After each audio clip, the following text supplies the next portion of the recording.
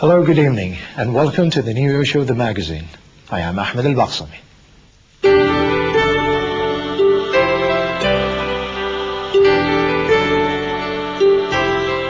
This is the first issue with a new timing of the magazine show, and that's every Tuesday.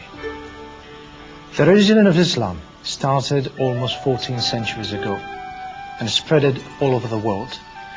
One of the countries or places that Islam came into was India. Dr. Zakir Naik is a Islamic religious scholar from India. He came to Kuwait and we've asked him to talk and interviewed him about the women's rights in Islam. Dr. Zakir, I would like to welcome you here on the magazine show. أعوذ بالله من الشيطان الرجيم بسم الله الرحمن الرحيم رب اشرح لي صدري ويسر لي أمري واحلل عقدة من لساني يفقهوا قولي. It's my pleasure to be with you, brother. Thank you, brother. And I know this is a verse from Quran, but I want the viewers, can you translate for us those verses that you've just read? When Allah subhanahu wa ta'ala, Almighty God, asks Moses, peace be upon him, to deliver the message to Pharaoh, he makes a dua to Allah subhanahu wa ta'ala from Surah Taha chapter 20, verse 25 to 28, which reads, Rabbi shrah li sadri, that, oh my Lord, expand my breast for me, expand my center for me. Rabbi shrah li sadri wa yassir li amri, and make my task easy for me. Wahlul uqdatam min lisani, and remove the impediment from my speech. And if there is any barrier, mental or whatever, that's there between me and the audience, and the people understand me. So this is a kind of dua and supplication that mentioned the Holy Quran, that Muslims, they will say it, that will encourage them to say their speech and say whatever things they want. I think if you also continue, then he asked God the Almighty to put Harun, his brother, his minister, his helper like this. That's right, I agree. Dr. Zakir, I would like to ask you about the foundation in India, the Islamic Foundation. Can you talk to us a little bit about this? The Islamic Foundation was started in 1991. It was established to concentrate on the Muslim educated youth who are apologetic about their religion and who have an inferiority complex, who go to engineering college, who go to medical colleges, and who feel that the teachings of Islam are 1400 years old and do not hold good any longer in this age of science and technology. Like a person should not have alcohol, he should not have pork, that a Muslim is allowed to marry more than one wife. So all these teachings are outdated. So we have started the foundation to concentrate on these educated Muslim youth and simultaneously to remove the misconception from the minds of the non-Muslims. Since the majority of the information that they acquire is from the Western media and the Orientalists, so we have started the foundation to remove the misconceptions from the mind of the non-Muslims. Since you're talking about different non-Muslims that will talk about Muslims, in the Islamic religion, do the women, they have the rights? In Islam, men and women have got equal rights. But equality does not mean identicality. They are equal overall, but in some aspects, the men have a degree of advantage. In some aspects, the women have a degree of advantage. But overall, men and women are equal. And how about, like in Islam, they say the man can have 4 wives. Some will say, why the women, they cannot have 4 husbands? There's a logical reason for why a man is allowed to marry more than 1 wife. But the vice versa is not true, that polyandry, a woman is not allowed to have more than 1 husband, is because that if a man has more than 1 wife, and if the child is born, you can very well identify the mother as well as the father of that child. But if a woman has more than 1 husband, and if a child is born, you can identify the mother but not the father. And there are various other reasons. For example, that a man is much more polygamous in nature as compared to the woman. And besides that, if a man has more than 1 life partner, he doesn't have any sexually transmitted diseases. But if a woman has more than 1 sexual partners, there are high possibilities that she may have STD, that is sexually transmitted disease. But is there any rules and condition for the man that he can marry this? Does they have to pay them equal? He has to be with them equally, or he just can marry and neglect the first wife? And the only condition which the Quran mentions in Surah Nisa, chapter number 4, verse number 3, which says that marry woman of your choice in 2s, 3s or 4s. But if you can't do justice, marry only 1. So Islam says that you're allowed to marry more than 1 wife only under the condition that you can do justice. If you can't do justice, you cannot marry more than one wife. Doctor, can you define justice for us? What is justice? Justice means, for example, if a Muslim man has got two wives, and if he buys a car for one wife, say maybe a Mercedes car, so for the other wife also he should buy a Mercedes car. If he buys a flat for one of the wives, which has a 3-bedroom, so even for the other wife he should buy a 3-bedroom flat. In terms of economic justice, in terms of social justice, in cases of love, etc., in all the fields, as far as possible, the husband should be just between all his wives, if he has more than one wife.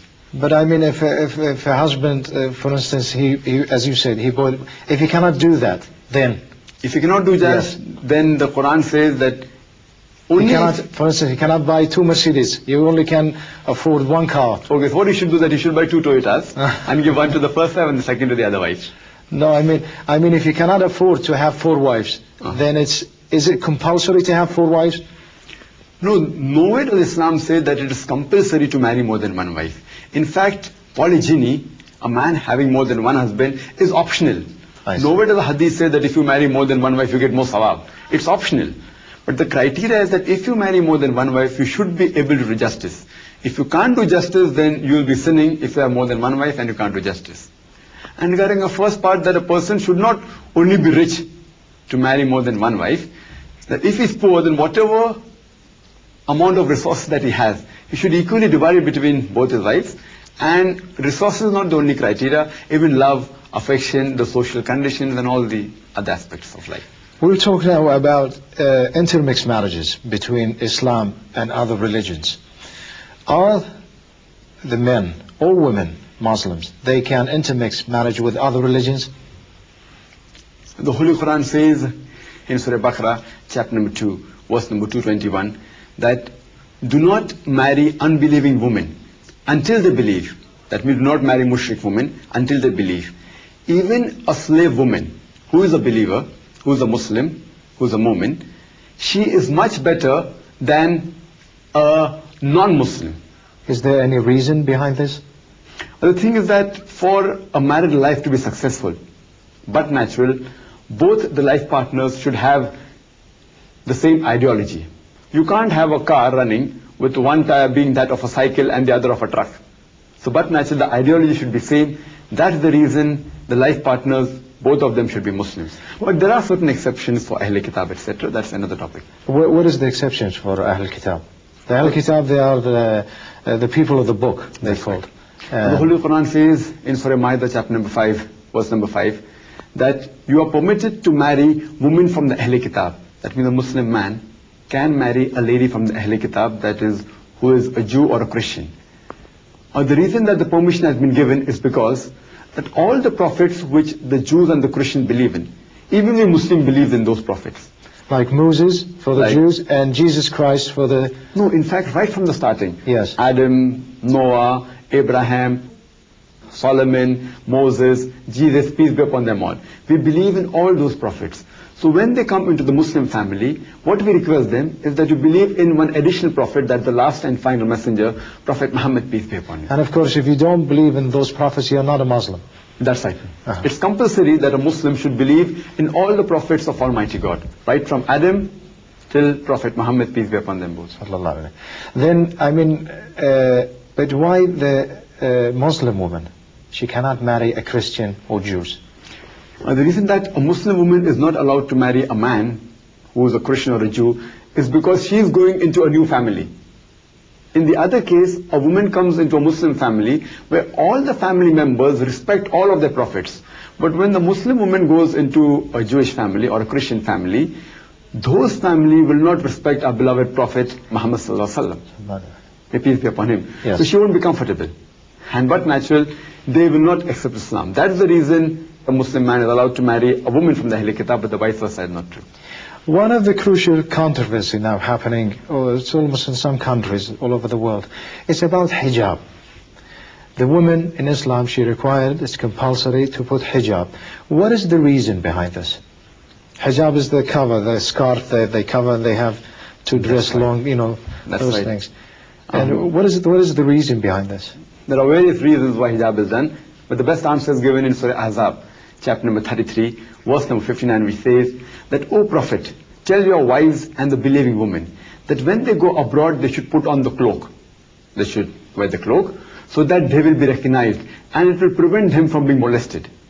One of the reasons, a small reason, there are various reasons, is that, for example, if two twin sisters are walking down the streets of a Western country like America or England, and if one twin sister, she's wearing the Islamic hijab, her complete body is covered, the only part that can be seen are the face and the hands, and the other twin sister who's equally beautiful, she's wearing the skirt or the mini. If both of them are walking down the streets, and if round the corner there is a hooligan who's waiting for a catch, who's waiting to tease a girl, I ask the question, that which girl will he tease? Will he tease the girl wearing the Islamic hijab, or will he tease the girl wearing the skirt or the mini?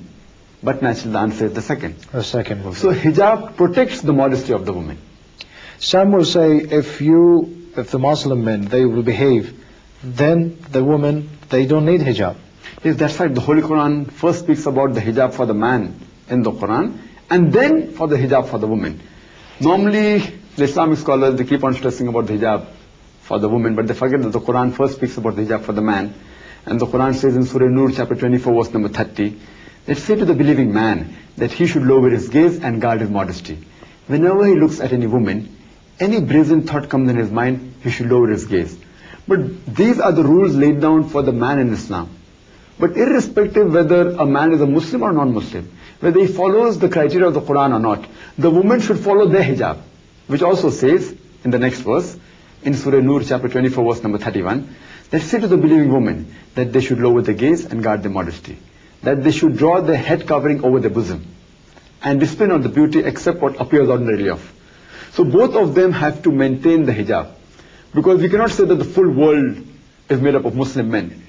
So does it mean that when they walk on the streets, if a Muslim man is there, they need not cover, and if a non-Muslim man comes, they have to cover? So for these reasons, both have to maintain their own hijab.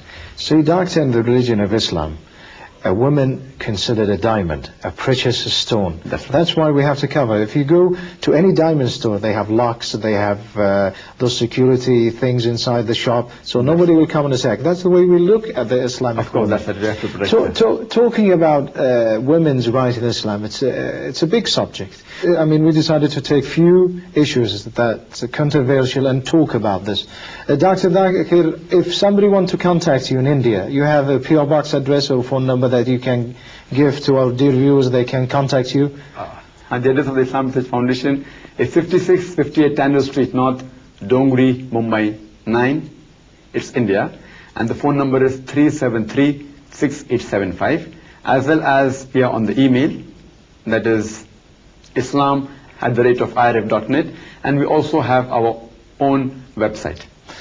Dr. Zakir Abdul Karim, I would like to thank you for being my guest tonight here in the magazine show, and also I'd like to assure you that we always stand by our brothers and sisters, especially in India, and support for all of them. Jazakallah, shukran.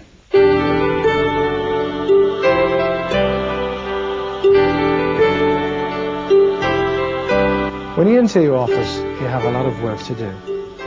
One of the advices that you probably heard it before is don't ever leave the work for tomorrow. Just do it today and watch this.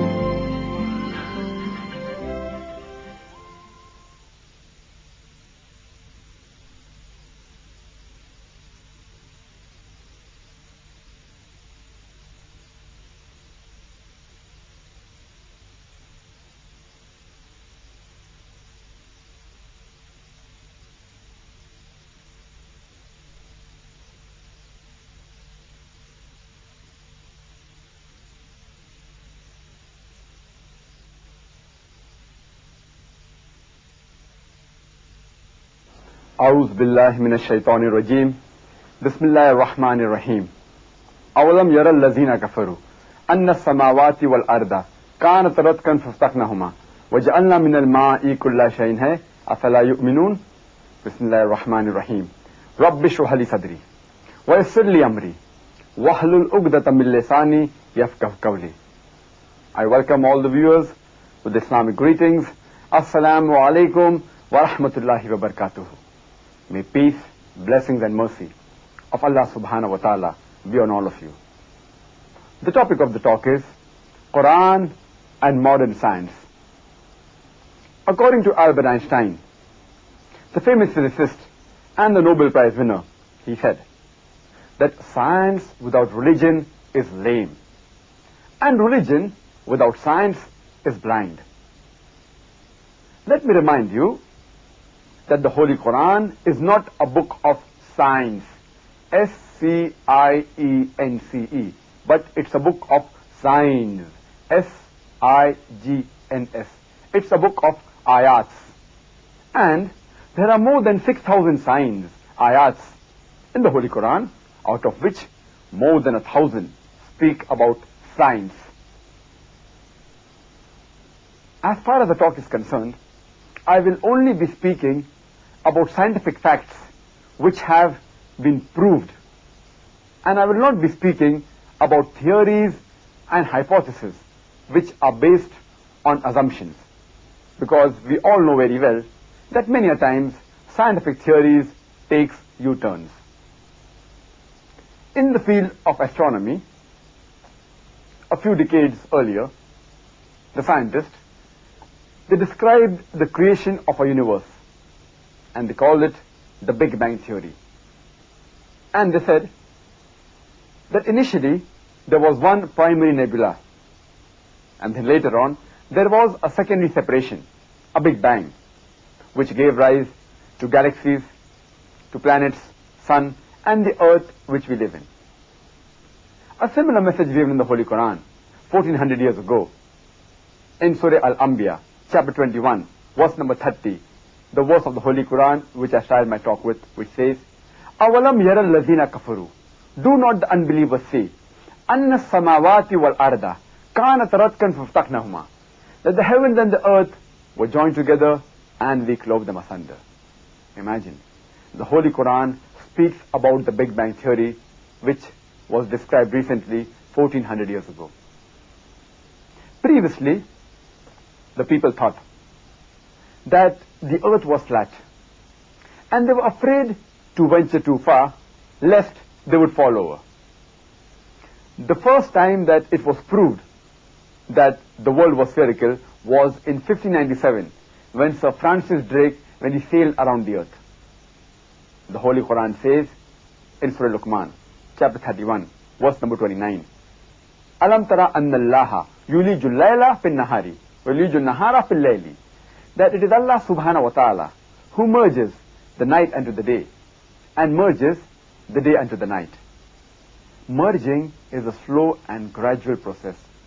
The night slowly and gradually changes to day, and the day slowly and gradually changes to night. This phenomena is not possible if the shape of the earth is flat. It's only possible if it's spherical. And the Holy Quran confirms in Surah Naziyat, chapter 79, verse number 30. It says, وَالْأَرْضَ بَعْدَ ذَلِكَ دَحَاهَا, and thereafter we have made the earth egg-shaped. The Arabic word dahaha, one of its meaning is an expanse, and the other meaning is derived from the Arabic word dhuya, which means egg. And it does not refer to a normal egg, it specifically refers to the egg of an ostrich. And today science tells us that the shape of the earth is not round like a ball, but it is geospherical, flattened from the top and bulging from the center. Exactly the same shape as that of an ostrich's egg. Imagine. The Holy Quran speaks about the geospherical nature of the earth 1400 years ago. Previously we thought that the light of the moon was its own light. Now we have come to know that the moonlight is not its own light, but it's the reflected light. The Holy Quran says in Surah Furqan, chapter 25, verse number 61, that blessed is he who has made the constellation in the sky and placed therein a lamp and moon having borrowed light. The Holy Quran calls the sun as Shams and describes its light in the Holy Quran either as Siraj, Wahaj or Diya, meaning torch, burning lamp or a blazing glory. And the moon is called as Qamar, and its light is always described as Munir or Noor, meaning borrowed light or reflected light. When I was in school, I had learned that the sun did not rotate about its own axis. But there's a verse in the Holy Quran, in Surah Al-Anbiya, chapter 21, verse number 33, which says, هُوَ الَّذِي خَلَقَ اللَّيْلَ وَالنَّهَارَ. It is Allah subhanahu wa ta'ala who has created the night and the day. وَالشَّمْسَ وَالْقَمَرَ, the sun and the moon. كُلٌّ فِي فَلَكِ يَسْبَحُونَ, each one traveling in orbit with its own motion. So the Quran says that the sun revolves and rotates about its own axis. And this we have come to know recently, that the sun takes approximately 25 days to complete one rotation. There may be some people who will say, it's nothing great that the Holy Quran speaks about astronomy, since the Arabs were very well advanced in the field of astronomy. I do agree with these people that the Arabs were advanced in the field of astronomy, but I would like to remind them that it was decades and centuries later, after the Quran was revealed, that the Arabs became advanced in the field of astronomy. So it is from the Quran that the Arabs learned about astronomy and not the vice versa. In the field of geography, the present coherent water cycle, which we know of, was first described by Sir Bernard Palissy in the year 1580, that the water from the ocean rises up, forms into clouds, the clouds move into the interior and falls down as rain, and the rain water flows back into the ocean and the cycle is completed. Previously we did not know about this water cycle. In 7th century BC, Phase of Miletus said that it was the spray of the ocean which was picked up by the wind which fell in the interior as rain. People did not know where did the underground water come from. They thought it was the pressure of the wind on the ocean that thrust the water into the interior.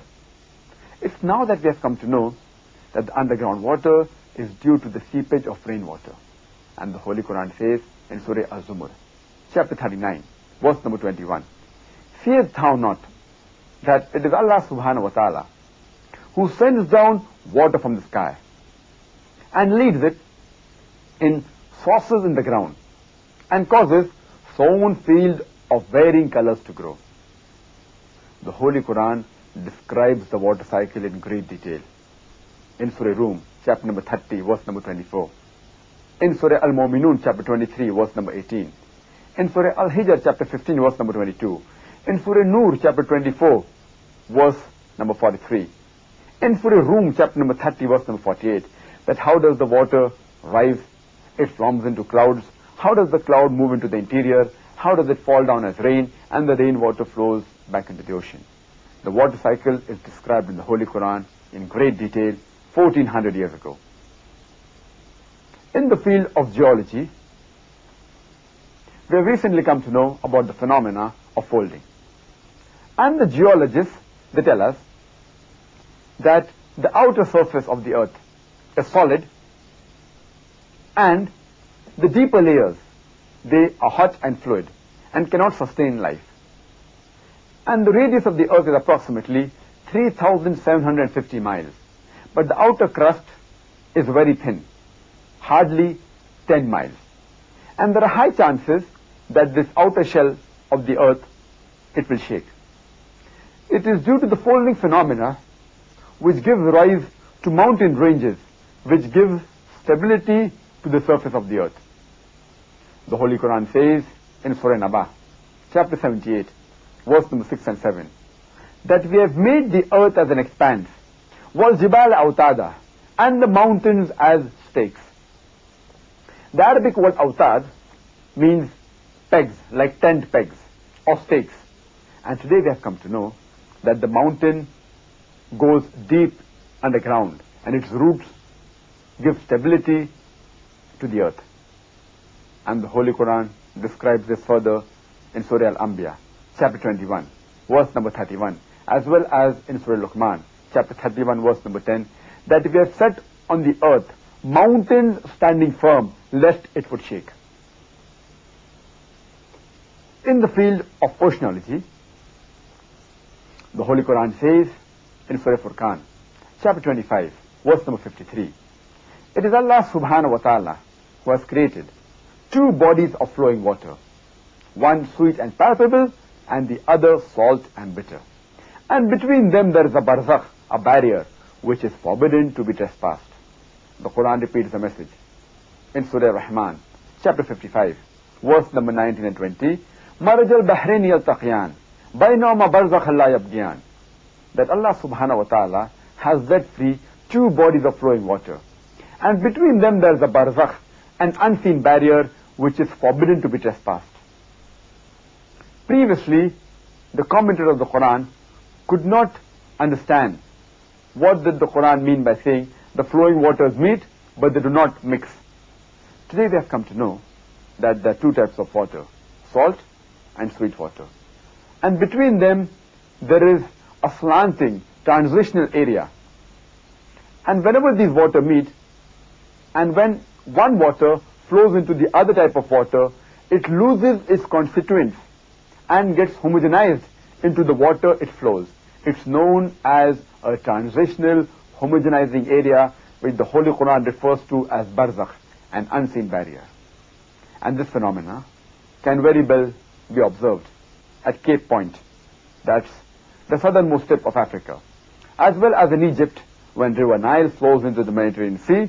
And one of the very good examples is the Gulf Stream. It travels for thousands of miles, but yet the water is distinct, the salt and the sweet water.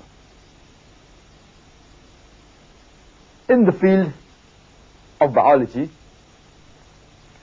the Holy Quran says in Surah Al-Anbiya, chapter 21, verse number 30, وَجَعَلْنَا مِنَ الْمَاءِ كُلَّ شَيْءٍ هَيْ أَفَلَا يُؤْمِنُونَ.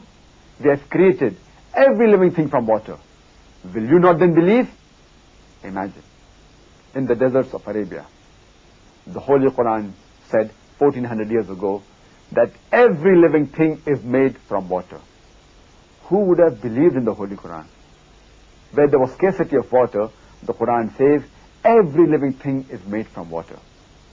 Today we have come to know, after science has advanced, that every living cell, the basic constituent is the cytoplasm, which contains about 80% water. And every living thing contains about 50 to 90% water. And the Holy Quran says in Surah Nur, chapter 24, verse number 45, that we have created every animal from water.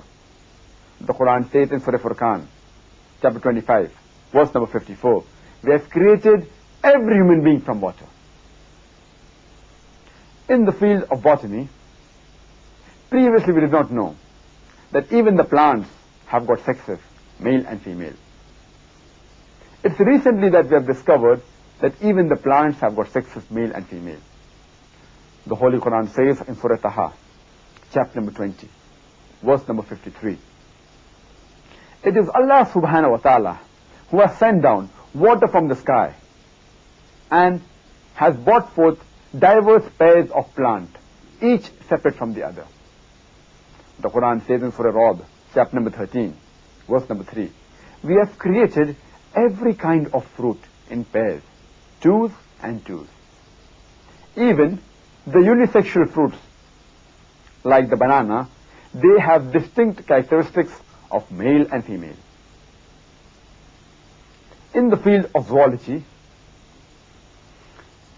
the Holy Quran says in Surah Nahl, chapter number 16, verse number 68 and 69, that the Lord has taught the bees to build cells in hills, trees and human habitation.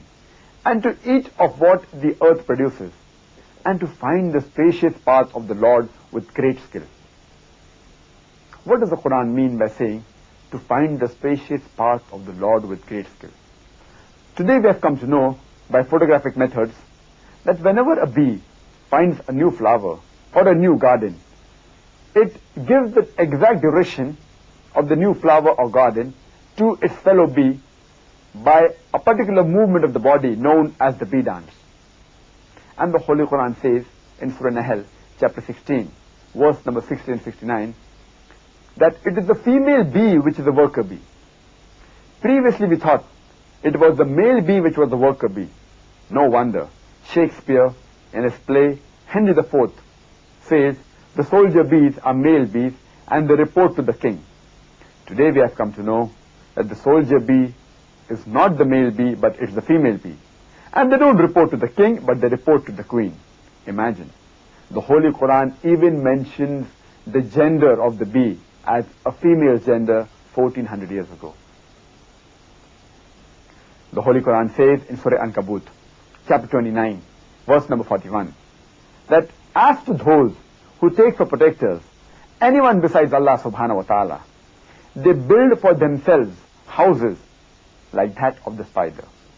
And verily, the house of the spider is flimsy.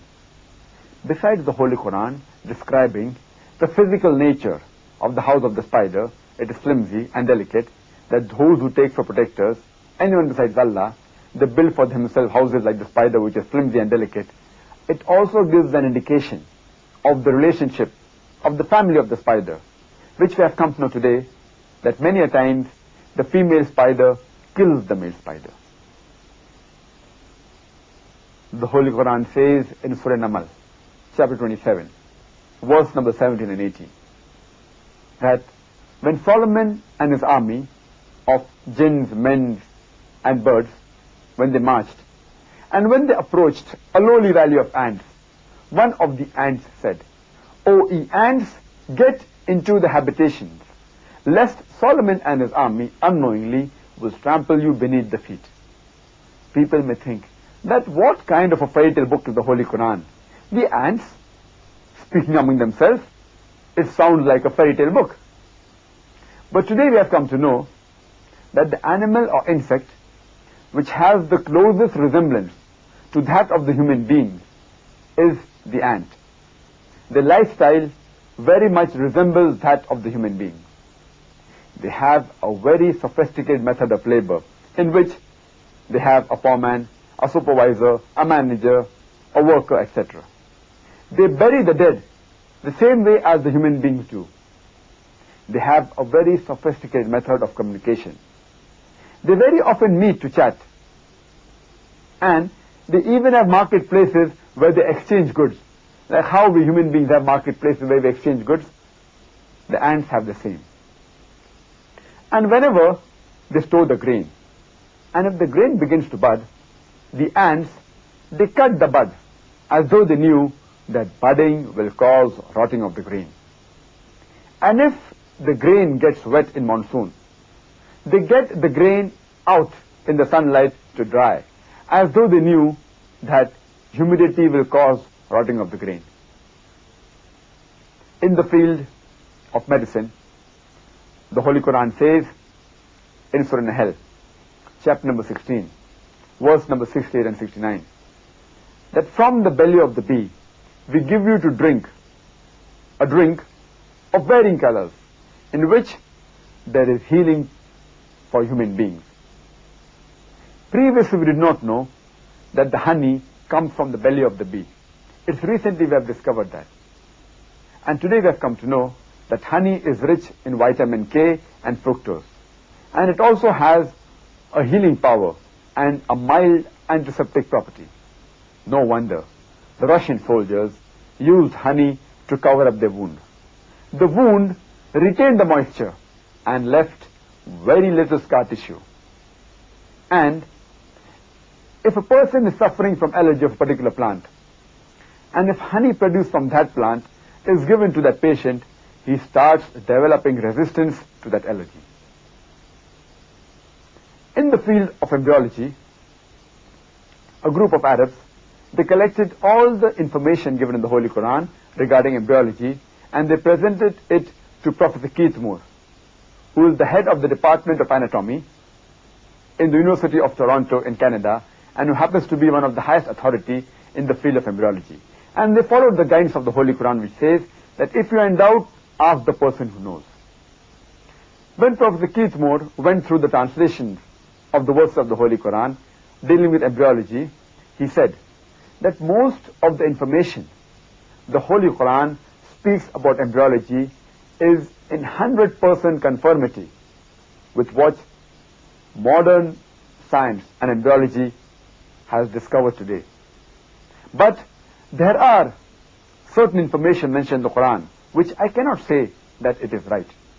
Neither can I say that it is wrong because I myself do not know about it. And one such statement of the Holy Quran was the first two verses of the Holy Quran to be revealed from Surah Iqra or Surah Alaq, chapter 96, verse number 1 and 2, which says, Iqra bismi rabbikal ladzi khalaq. Khalaqal insana min alaq. Read, recite or proclaim in the name of thy Lord who created. Who created the human beings from something which clings, a leech-like substance.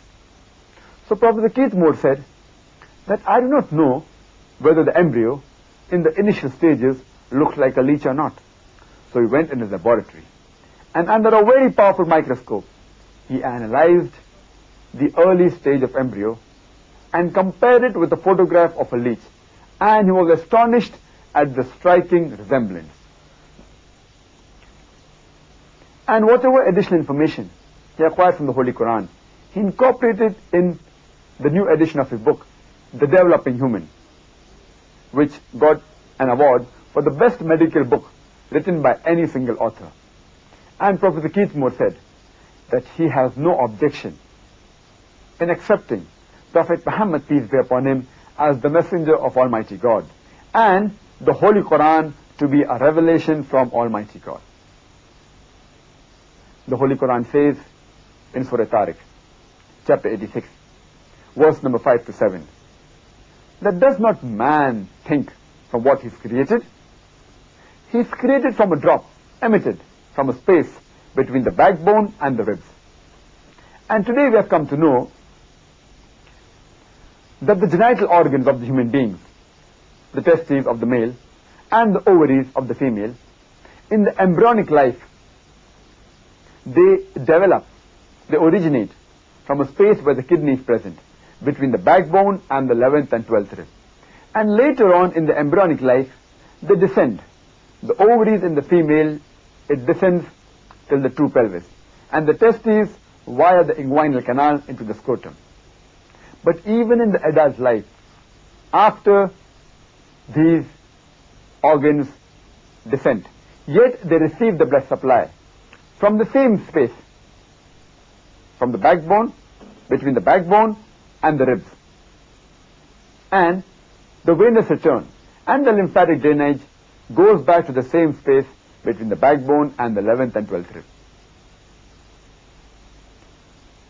The Holy Quran says in Surah Az-Zumar, chapter 39, verse number 6, that we have created the human beings in the womb of their mother in stages, one after the other, in three veils of darkness. Professor Keith Moore said that these three veils of darkness refers to the anterior abdominal wall, the uterine wall, and the amnochorionic membrane. Today, in the field of genetics, we have come to know that the 23rd pair of chromosomes is responsible for the sex of the child. If it's an XX, it's a female. If it's an XY, it's a male. And it is the sperm, the male, which is responsible for deciphering the sex of the child. The Holy Quran says in Surah Najm, chapter 53, verse number 45 and 46, that they have created the human beings in pairs, male and female, from a liquid which is ejaculated from the male. So the Quran says, it is the male fluid which is responsible for the sex of the child. A similar message is repeated in Surah Qiyamah, chapter 75, verse number 37 to 39, that we have created the human beings from a minute quantity of sperm and made it into an alaqa, and made that alaqa into due proportion, and then made it into sex, male and female. So the Quran says it is the sperm, the male fluid, which is responsible for deciphering the sex of the child. In the country where I come from, that is India, the people, because of society and for the reasons of their own, they prefer having male children. And if suppose a lady gives birth to a female child, very often the mother-in-law will blame the daughter-in-law. That why did she give birth to a female child? If the mother-in-law has to blame anyone, she should not blame the daughter-in-law, but she should blame the son. Because the male is responsible for the sex of the child and not the female, according to the Holy Quran as well as modern science. The Holy Quran describes the various embryological stages in great detail. In Surah Mu'minun, chapter 23, verse number 12 to 14. It says that we have created the human beings from a quintessence of clay and placed it into Qarar Makin, a place of security. Then made it into an alaqa, a leech-like substance. Made that alaqa into a mudga, a chewed-like lump. Then made the mudga into izaman, that is bones. And clothed the bones with lahem, that is flesh. Glory be to Allah, who is the best to create. The Quran describes the various embryological stages in great detail, which we have come to know recently in the field of embryology. The Holy Quran says in Surah Sajda, chapter 32, verse number 9, that we have given the human beings the sense of hearing and sight. And today we have come to know that by the 5th month of pregnancy, the year is complete. And the first sense to develop is the sense of hearing. And later on, in the 7th month of pregnancy, the eye splits open. The Quran rightly says, first is hearing, then is sight. The Holy Quran says in Surah Qiyamah, chapter 75, verse number 3 and 4, that when the unbelievers ask that how will Allah subhanahu wa ta'ala be able to reconstruct our bones on the day of judgment, that after we have been buried, the bones have got disintegrated, how will be able to reconstruct it on the day of judgment? So Allah says, He can not only reconstruct the bones, He can even reconstruct in perfect order the very fingertips. What does Allah mean that He can reconstruct the very fingertip in perfect order? In 1880, it was Sir Francis Gould who described the fingerprinting method and said that even in 1 million people, no two fingerprints are identical. And today we use the fingerprinting method. It's used by the police, by the CIA, by the CID, by the FBI to identify the criminals. And the Quran speaks about this identification method, about the fingerprinting, 1400 years ago. I would like to end my talk by giving the example of Professor Tagara Tagashan, who hails from Thailand and spent a great deal of time in research on pain. Previously, the doctors thought only the brain was responsible for feeling of the pain. But today they have come to know that there are certain things in the skin called as pain receptors which are also responsible for feeling of the pain. No wonder the doctor, when he examines a patient of burn injury, he puts a pinprick, and if the patient feels pain, the doctor is happy. It's a superficial burn. The pain receptors are intact. If the patient does not feel pain, that means it's a deep burn. The pain receptors have been destroyed. The Holy Quran says in Surah Nisa, chapter number 4, verse number 56, that as to those who reject our signs, we shall cast them into the hellfire, and as often as their skins are roasted, we shall give them fresh skin so that they shall feel the pain. So the Quran says that as often as their skins are roasted, we shall give them fresh skin so that they shall feel the pain, indicating there is something in the skin which is responsible for feeling of pain, giving an indication towards the skin receptors. When Professor Tagara Tagashan was shown this verse, he could not believe that how could the Quran speak about the pain receptors 1400 years ago. But after checking up the translation and confirming with other scientists, he was so impressed that in the medical conference in Riyadh, in public, he read the Shahada, La ilaha illallah, Muhammadur Rasulullah. There is no God but Allah, and Prophet Muhammad, peace be upon him, is the messenger of Allah subhanahu wa ta'ala. Wa akhiru da'wana alhamdulillahi rabbil alameen.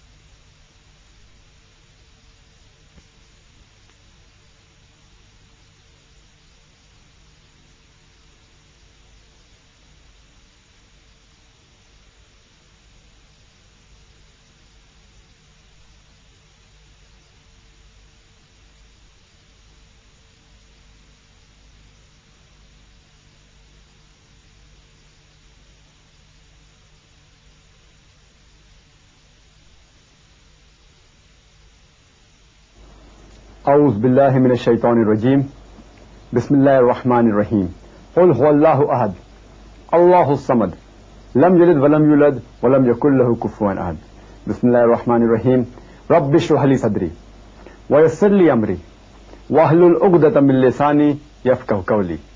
I welcome all the viewers with the Islamic greetings. Assalamu alaikum wa rahmatullahi wa barakatuhu. May peace, blessings and mercy of Allah subhanahu wa ta'ala be on all of you. I also wish all of you Ramzan Mubarak, a very happy month of Ramzan.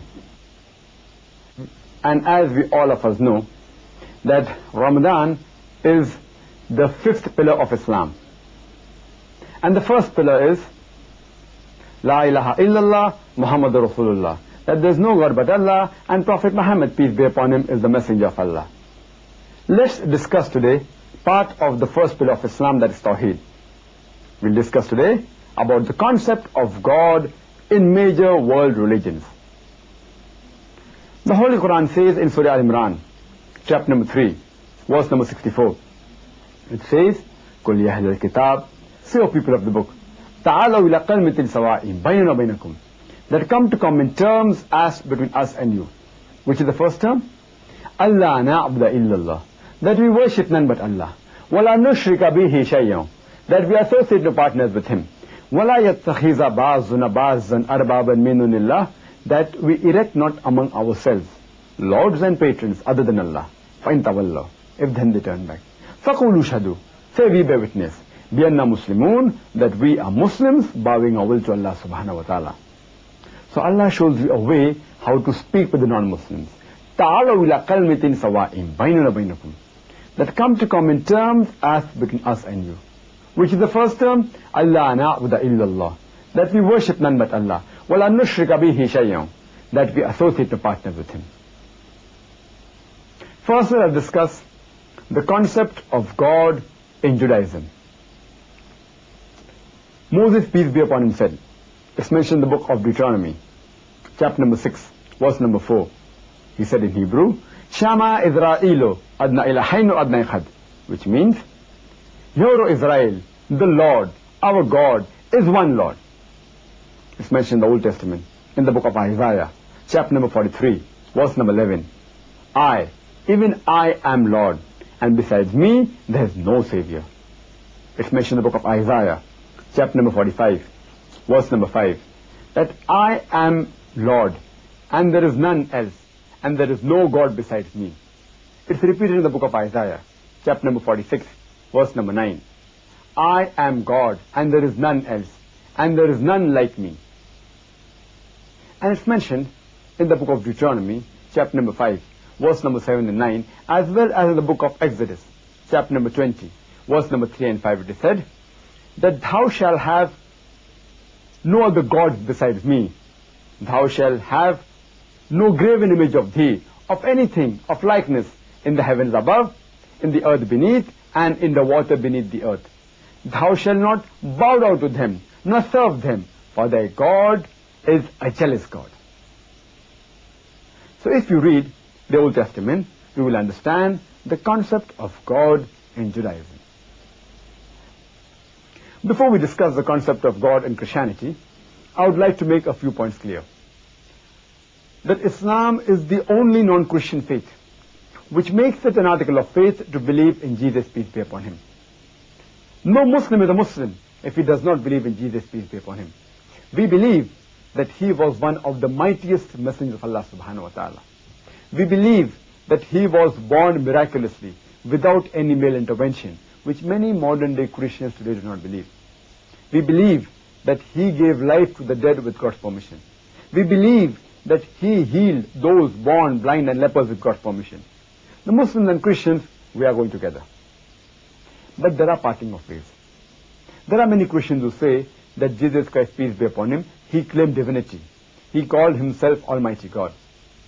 In fact, if you read the Bible, there is not a single unequivocal statement in the whole Bible where Jesus Christ, peace be upon him, himself says that he is God, or where he says, worship me.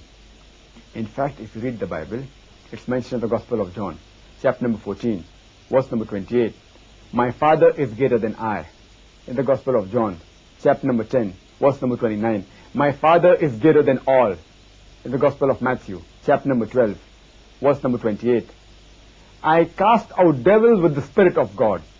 In the Gospel of Luke, chapter number 11, verse number 20. I with the finger of God cast out devils. In the Gospel of John, chapter number 5, verse number 30. I can of my own self do nothing. As I hear, I judge, and my judgment is just. For I seek not my will, but the will of my Father who has sent me. Jesus Christ, peace be upon him, never claimed divinity. He said, I can of my own self do nothing.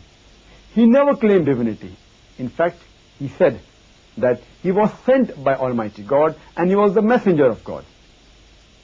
It's mentioned in the Gospel of John, chapter number 14, verse number 24, that the words that you hear from me are not mine, but my Father's who has sent me. It's mentioned in the Gospel of John, chapter number 17, verse number 3, that this is life eternal, so that you may believe in one true God, and Jesus Christ, peace be upon him, whom he has sent. It's mentioned in the Gospel of Matthew, chapter number 19, verse number 17 to 18, that when one of the person approached Jesus Christ, peace be upon him, and called him, Good Master, what good things shall I do that I shall achieve eternal life? Jesus Christ, peace be upon him, replies, Why thou callest me good? There is no good but one, and he is God Almighty. And if you want to have eternal life, keep the commandments. Jesus Christ, peace be upon him, never said that if you want to go to heaven, you think that I am God, or believe that I died for your sins. But he said, if you want to go to heaven, you keep the commandments. It's mentioned in the book of Acts, chapter number 2, verse number 22, that, O men of Israel, hear these words, Jesus of Nazareth, a man approved of God amongst you, by wonders, miracles, and signs, which God did by him, and for which you were witness. So the Bible says that Jesus, peace be upon him, was a man approved of God, who did wonders and miracles which God did by him. He never claimed divinity. In fact, when he was asked that which is the first of the commandments, he repeated verbatim what Moses, peace be upon him, has said earlier in Hebrew. It's mentioned in the Gospel of Mark, chapter number 12, verse number 29. He said, Shama Israelu adna ilahainu adna echad, which means, Hear, O Israel, the Lord, our God, is one Lord. Let's analyze the concept of God in Hinduism. If you ask a common Hindu that how many gods does he believe in? Some may say 3, some may say 33, some may say 1,000, while the others may say 33 crores, 330 million. But if you ask a Hindu learned man who is well versed with his Hindu scriptures, he will tell you that Hindus should actually believe only in one God. And they should only worship that one true God. But the common Hindu, he believes in a philosophy known as pantheism. The major difference between the Hindu and the Muslim is that the Hindu says everything is God. The tree is God, the sun is God, the moon is God, the snake is God, the monkey is God. What we Muslims say, that everything belongs to God. Everything is God's, G-O-D with apostrophe S. The tree belongs to God, the sun belongs to God, the moon belongs to God, the monkey belongs to God, the human being belongs to God. So the major difference between the Hindu and the Muslim is, the Hindu says everything is God, and we Muslims say everything is God's, G-O-D with apostrophe S. If this difference of apostrophe S can be solved, then the Hindus and Muslims will be united. How do you do it? As the Quran says, تَعَالَوْا إِلَىٰ قَلْمِةٍ سَوَاءٍ بَيْنَنَا وَبَيْنَكُمْ, that come to common terms as between us and you. أَلَّا نَعْبُدَ إِلَّا اللَّهِ, that we worship none but Allah. Amongst the Hindu scriptures, the most popular is the Bhagavad Gita. It's mentioned in Bhagavad Gita, chapter number 7, verse number 20, that all those whose intelligence has been stolen by material desires, they worship the demigods. That means materialistic people, they worship demigods, that is, things besides one true Almighty God. Amongst the Hindu scriptures, the most sacred are the Vedas. There are basically 4 Vedas: Rig Ved, Yajur Ved, Sam Ved, and Atharva Ved. It's mentioned in the Yajur Ved, chapter number 32, verse number 3, Natasya Pratima Asti. Of him there is no image. It's mentioned in Yajur Ved, chapter number 40, verse number 8, that God is pure and bodiless. It's mentioned in Yajur Ved, chapter number 40, verse number 9, Andhatma Pavishanti Ya Sambhuti Amupaste, that they think in darkness, those who worship the asambhuti, that's the natural things like air, water, fire, and the verse continues. They think more in darkness, those who worship the sambhuti, that's the created things like table, chair, idol, etc. The other sacred scriptures are the Upanishads. It's mentioned in the Chandogya Upanishad, chapter number 6, section number 2, verse number 1. It says, Ekkam evidityam, there is only one God, not a second one. That means God is only one. He has got no partners. It's mentioned in the Svetasvatara Upanishad, chapter number 6, verse number 9. It says, Na kasya kasaji janitana kadipa, which means that of him there is no parents nor Lord. Almighty God has got no parents, no father, no mother. He is not begotten. It's mentioned in the Svetasvatara Upanishad, chapter number 4, verse number 19. It says, Na tasya pratima asti, there is no likeness of him. Amongst all the religious scriptures, the Vedas are the most sacred. And amongst the Vedas, the most sacred are the Rig Ved. In Rig Ved, book number 2, chapter number 1, it gives 33 different attributes to Almighty God.